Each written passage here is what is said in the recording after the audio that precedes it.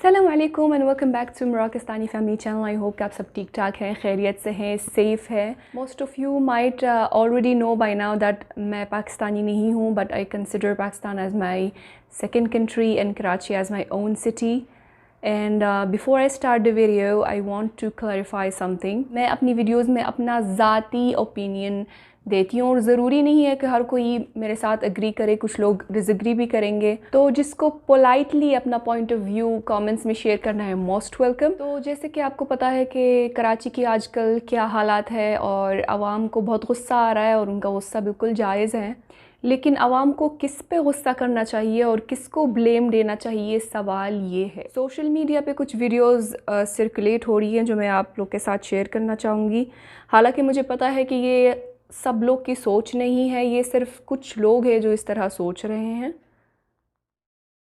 हम सबसे पहले कराची का जो एडमिनिस्ट्रेशन का सिस्टम है वो बदलेंगे। हम कराची के अंदर मेयर का डायरेक्ट इलेक्शन करवाएंगे, गवर्नमेंट के स्कूलों का निजाम ठीक करेंगे, यहाँ इंटरनेशनल स्टैंडर्ड की गवर्नमेंट यूनिवर्सिटीज बनाएंगे, यहाँ आपको रेंजर्स की जरूरत नहीं पड़ेगी, या पुलिस से काम करवाएंगे, पुलिस को ठीक करेंगे। हम बिजनेस के लिए वो क्लाइमेट लेके आएंगे कि बिजनेस मुकाबला कर सके, दुबई से बिजनेसमैन, मलेशिया से, बांग्लादेश से, हिंदुस्तान से, और आपको सस्ती बिजली दिलवाएंगे। हम इंशाल्लाह आपको बिजली की चोरी खत्म करके दिखाएंगे। हमारा चैलेंज है गवर्नमेंट हॉस्पिटल्स को ठीक करना है, हर जगह हो सके हम ग्राउंडें बनाएंगे, सारे पाकिस्तान को हरा करेंगे। हम पूरी प्लानिंग से दरख्त उगाएंगे, यहाँ सारी जगह प्लांट्स लगाएंगे, सीवरेज के लिए रिसाइकलिंग प्लांट्स, उसी पानी को इस्तेमाल करेंगे दरख्तों को देने के लिए। कराची के लिए सर्कुलर रेलवे बड़ा जरूरी है, यहाँ ऐसे ऐसे स्किल सेंटर बनाएंगे कि लोग नौजवान हुनर सीखे, सस्ते कर्जे देंगे नौजवानों को ताकि वो अपना रोजगार बना सके।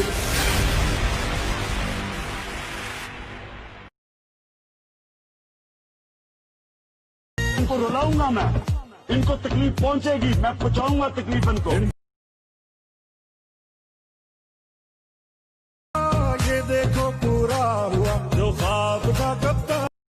मैं भी ख़ुद बोलती थी एक्चुअली, जब शुरू में इमरान ख़ान की तकरीरें सुनती थी इलेक्शंस के टाइम पे, कि यार इमरान ख़ान साहब तो बहुत बड़ी बड़ी बातें कर रहे हैं, इन द सेंस ऑफ कि मैं ये नहीं कह रही हूँ कि वो झूठे वादे हैं या कुछ भी है। मुझे इमरान ख़ान साहब की सच्चाई पे और ईमानदारी पे ज़रा सा भी शक नहीं है।